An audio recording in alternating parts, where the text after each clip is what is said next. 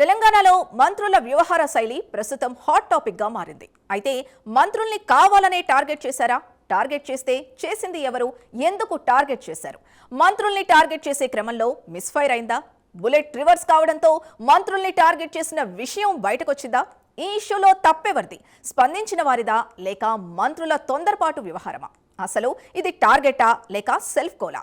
అధికార పార్టీలో మంత్రులు కట్టు తప్పుతున్నా కంట్రోల్ చేసే దిక్కు లేకుండా పోయిందా?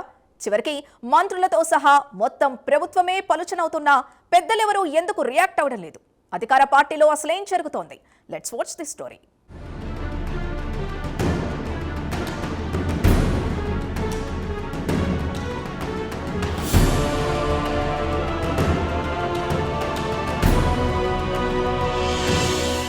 తెలంగాణ రాష్ట్రంలో మినిస్టర్ల వ్యవహారం రోజురోజుకు శృతి మించుతున్నట్టు టాక్ వినిపిస్తోంది. ఎవరికి వారు అసలు పని వదిలేసి ఇష్టానుసారంగా మాట్లాడేస్తున్నారన్న చర్చ జరుగుతోంది కాంగ్రెస్ వర్గాల్లో.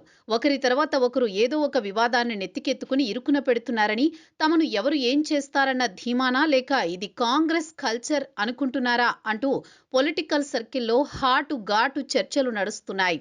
వాళ్ల ఉద్దేశం ఏదైనా ఈ ఇష్యూస్ వల్ల ప్రజలతో పాటు పార్టీ కార్యకర్తల్లో కూడా మంత్రులంటే చులకన భావం ఏర్పడుతోందన్న ఆందోళన వ్యక్తమవుతోంది. అయితే మొదటి నుంచి పార్టీ రాష్ట్ర వ్యవహారాల incharge Meenakshi Natarajan, PCC chief Mahesh Kumar Goud కూడా గీత దాటితే వేటు తప్పదని హెచ్చరించారు. కానీ ఎవరు ఎంతలా చెలరేగినా ఇప్పటి వరకు ఎవరిని కనీసం మందలించిన పాపాన కూడా పోలేదు.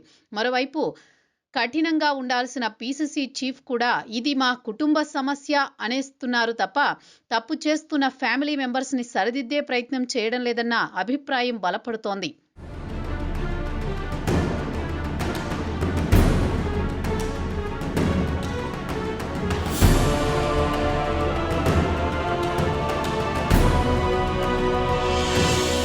ఇకపోతే రాష్ట్రంలో ప్రస్తుతం మంత్రుల వ్యవహార శైలిపై రకరకాల వార్తలు సోషల్ మీడియాలో, రాజకీయ వర్గాల్లో పెద్ద ఎత్తున చర్చ జరుగుతోంది. ఈ ఎఫెక్ట్ సర్కారుపై కూడా పడింది. వరుస కథనాలు మంత్రులపై ఇటీవలే కాలంలో వినిపిస్తున్నాయి. ఒక మంత్రి ప్రతిపక్ష ఎమ్మెల్యేతో కలిసిపోయి అక్రమ ఇసుక రవాణా బిజినెస్ చేస్తున్నట్లు ఆరోపణలొచ్చాయి.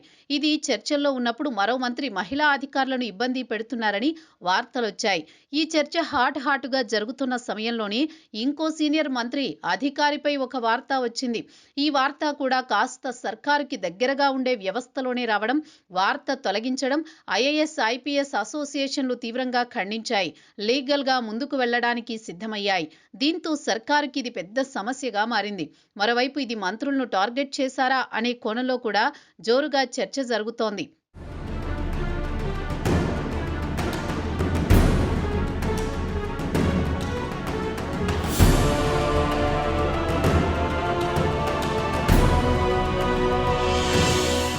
అయితే ఇక్కడ కొత్తగా తెరపైకి వచ్చిన చర్చ టార్గెట్ మంత్రులను టార్గెట్ చేశారనే చర్చ జోరందుకుంది.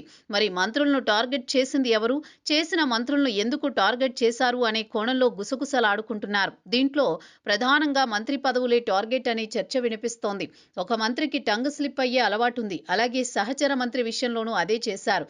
ఇక మంత్రిగా నేను ఏది చేసినా మాట్లాడినా చెల్లుతుందని కొందరు అత్యుత్సాహం చూపించినట్లు వార్తలున్నాయి.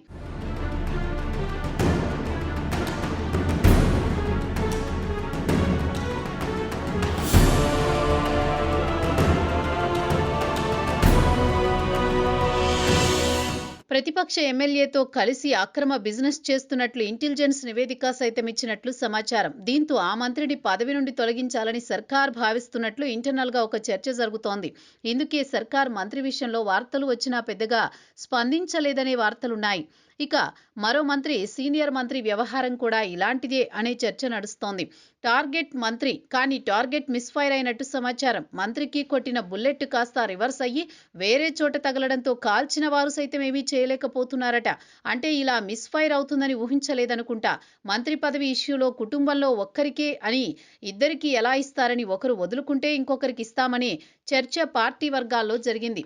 దీంతో ఆ అన్నయ్యని టార్గెట్ చేస్తే చోటే భాయ్కి మంత్రి పదవి వస్తుందని అనుకుంటే ఇది కాస్త సర్కారుని ఇబ్బందిలో పడేసేలా అయ్యిందని చర్చ ఉంది.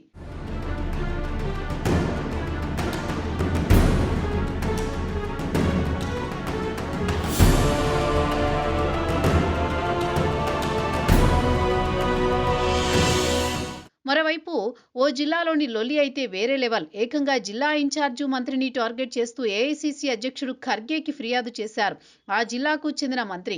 తమ శాఖలో జిల్లా మంత్రి పెత్తనం ఏంటన్నది ఆ మినిస్టర్ క్వశ్చన్.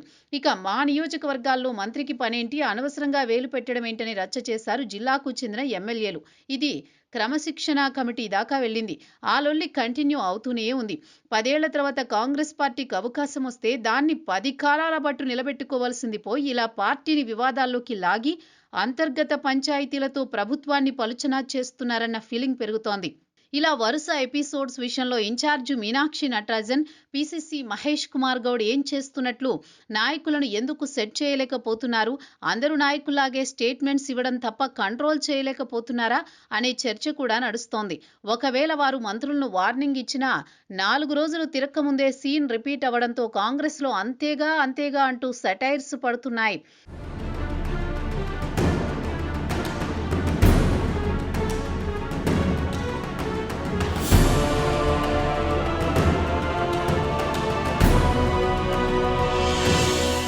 మొత్తానికి మంత్రి పదవులు టార్గెట్ గానే ఇలాంటి వార్తలు వచ్చాయా, లేదా వ్యక్తులను టార్గెట్ చేస్తూ వచ్చాయా అనేది పక్కన పెడితే ఇలాంటి వార్తలతో కుటుంబాలపై ఎఫెక్ట్ పడుతోంది. సర్కారుకి చెడ్డ పేరు వస్తుంది. మరి ఈ మంత్రుల వ్యవహారం ఎటువైపుకి మళ్లుతుందో చూడాలి.